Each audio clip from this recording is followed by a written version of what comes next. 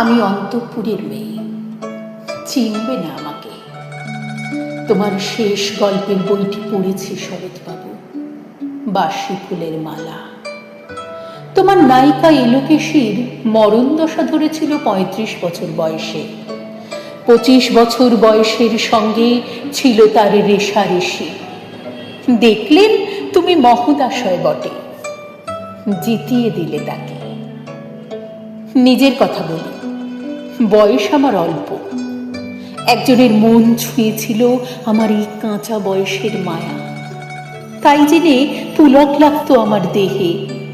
ভুলে গিয়েছিলেন অত্যন্ত সাধারণ মেয়ে আমি। আমার মতো এমন আছে হাজার হাজার মেয়ে।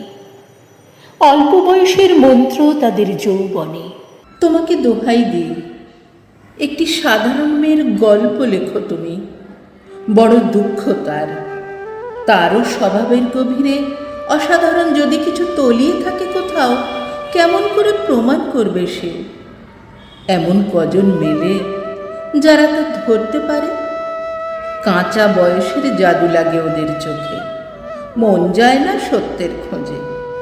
আমরা বিকিয়ে যাই মরীচিকার দামে। কথাটা কেন উঠল তা বলি। মনে করো তার নাম নরেশ। সে বলেছিল কেউ তার চোখে পড়েনি আমার মতো। এত বড় কথাটা বিশ্বাস করব যে সাহস হয় না, না করব যে এমন জোর কই। একদিন সে গেল বিলেতে, চিঠিপত্র পাই কখনো বা। মনে মনে ভাবি, রাম রাম, এত মেয়েও আছে সে দেশে, এত তাদের ঠেলাঠেলি ভিড়, আর তারা কি সবাই অসামান্য? এত বুদ্ধি, এত উজ্জ্বলতা, আর তারা সবাই কি আবিষ্কার করেছে এক নরেশ সেনকে, স্বদেশে যার পরিচয় চাপাচ্ছিল 10-এর মধ্যে।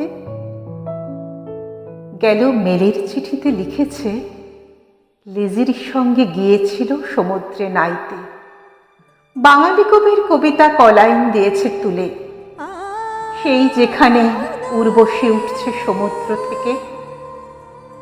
তারপরে বালির পরে বসল পাশাপাশি, সামনে দুলছে নীল সমুদ্রের ঢেউ, আকাশে ছড়ানো নির্মল সূর্যালো।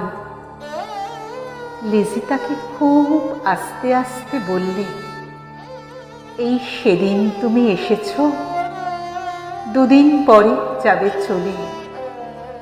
ঝিনুকের 2টি খোলা, মাঝখানটুকু ভরা থাক একটি নিরেট অশ্রুবিন্দু দিয়ে, দুর্লভ, মূল্যহীন। কথা বলবার কি অসামান্য ভঙ্গি!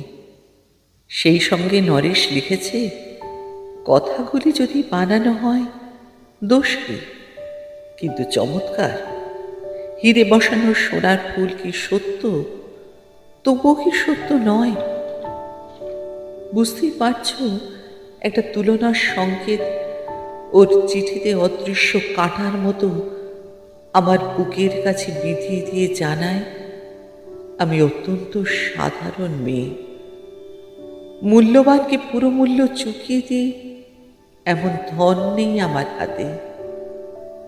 ওগো, না হয় তাই হলো, না হয় ঋণী রইলেন চিরজীবন।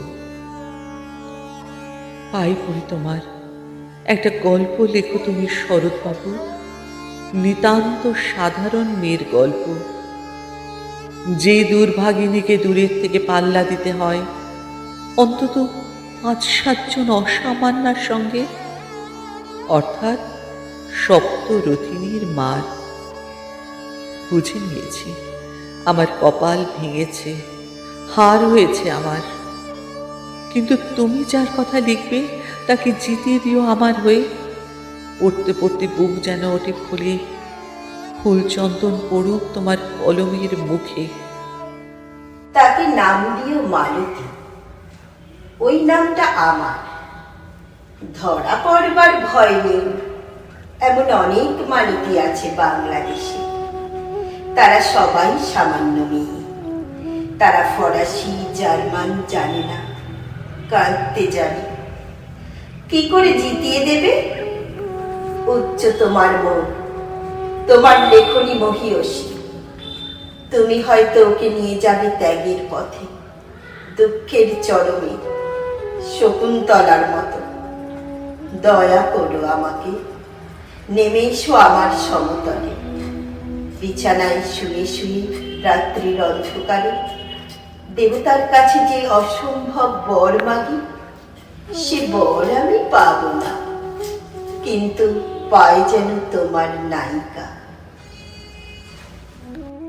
রাখো না কেন নরেশকে 7 বছর লন্ডনে, বারে বারে ফেল করুক তার পরীক্ষায়, আদরে থাক আপন উপশিকা মণ্ডলীতে। ইতিমধ্যে মালতী পাশ করুক MA কলকাতা বিশ্ববিদ্যালয়ে, গণিতে হোক প্রথম তোমার কলমের এক আঁচড়ে। কিন্তু ওইখানেই যদি থামো, তোমার সাহিত্য সম্রাট নামে পড়বে কলঙ্ক। আমার দশা যাই হোক, খাটো করো না তোমার কল্পনা। তুমি তো কৃপণ নও বিধাতার মতো। মেয়েটাকে দাও পাঠিয়ে ইউরোপ, সেখানে যারা জ্ঞানী, যারা বিদ্বান, যারা বীর, যারা কবি, যারা শিল্পী, যারা রাজা, দল বেঁধে আসুক ওর চারদিকে। জ্যোতির্বিদের মতো আবিষ্কার করুক ওকে, শুধু বিদুষী বলে নয়, নারী বলে। ওর মধ্যে যে বিশ্ববিজয়ী জাদু আছে, ধরা পড়ুক তার রহস্য মূর্খের দেশে নয়, যে দেশে আছে সমাজদার, আছে দরদি, আছে ইংরেজ, জার্মান, ফরাসি।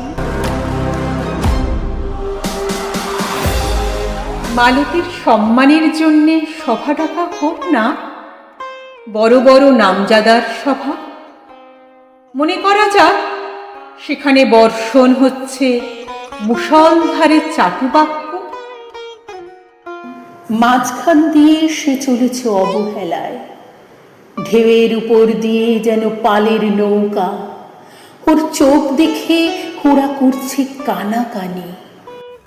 সবাই বলছে ভারতবর্ষের সজল মেয়ে আর উজ্জ্বল রৌদ্র মিলেছে ওর মোহিনী দৃষ্টিতে। এইখানে জনান্তিকে বলে রাখি, সৃষ্টিকর্তার প্রসাদ সত্যিই আছে আমার চোখে, বলতে হলো নিজের মুখেই। এখনো কোনো ইউরোপীয় রসজ্ঞের সাক্ষাৎ ঘটেনি কপালে। নরেশ এসে দাঁড়াক সেই কোণে, আর তার সেই অসামান্য মেয়ের দল।